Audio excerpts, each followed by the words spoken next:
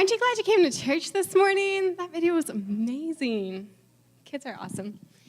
Hi, I'm Julie Ruse, and 1 year ago, this church sent me out to Batinova, Mexico. Now, that's kind of a Christianese term, and kind of sounds like I was banished, but no, just to clear that up, sent out means I was given the blessing and financial and prayer support of this church to go live and work at an orphanage called the House of Blessing.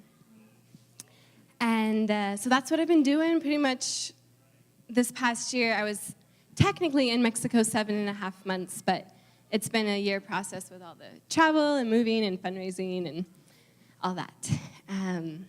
So some of what I did there was just join in the everyday structured routine that's required to love and lead 15 kids. So there's 10 girls, 5 boys, ages 4 to 17.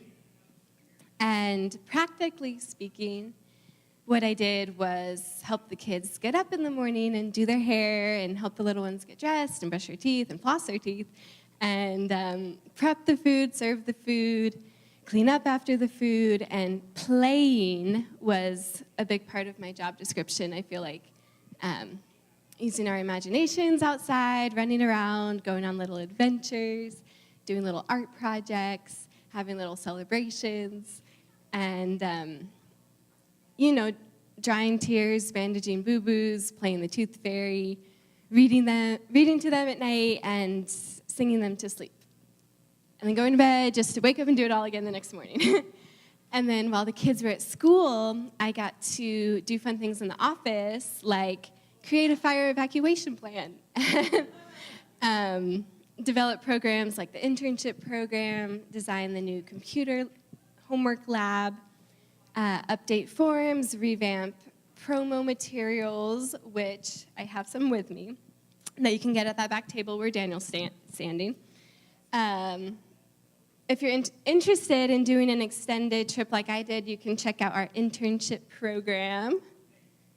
Also, you can learn about sponsoring a child. The info brochure you may have found already on your seat, but that has information about the ministry, the directors, and how you can get involved. And one of the big labors of love in the office was these prayer cards, which have updated pictures and information and prayer requests on each individual child. And those will be coming soon to an info table near you. So if you want to learn more, I wrote a few blogs for the church that you can check out on the website, redemptiondb.com, shout out for the church website.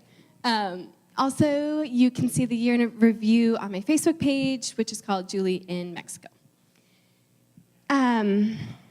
But in short, it was not an easy experience, but it was a joy. And something I was talking to Lindsay recently, and it dawned on me that a lot of the parts that I really struggled with, like not having time and space to myself or dying to myself daily, or at least trying to, pouring out my life as an offering, like all those things collectively can be restated as being a mom, I realize. So not that I can relate exactly to mothers, but after being in a mothering type role, do not think I get emotional. And I even had the privilege of being called mom while I was there. And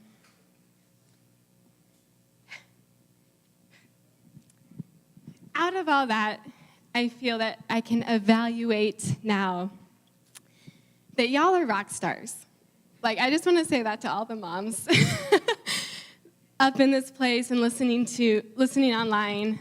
Like, seriously, hats off to you.